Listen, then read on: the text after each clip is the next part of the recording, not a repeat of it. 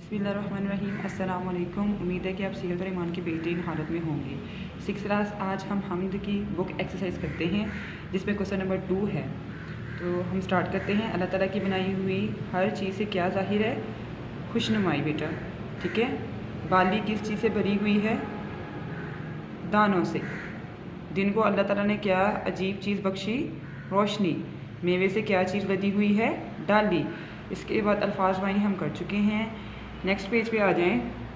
Next page पे हैं, आपने दिए गए अल्फाज में से मुनासिब लफ्ज़ चुनकर मिसरे मुकम्मल करें, ठीक है।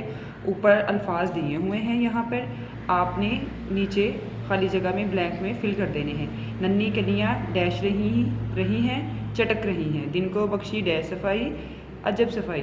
डैश से नहीं है कोई खाली, हिकमत से।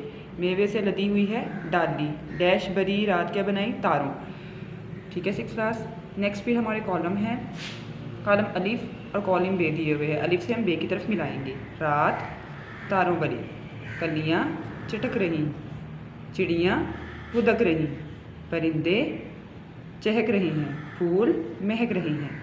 तो जी स्टूडेंट, मुझे उम्मीद है कि आपको इस लेक्चर की समझ आ गई होगी। जज़ाकल्लाह।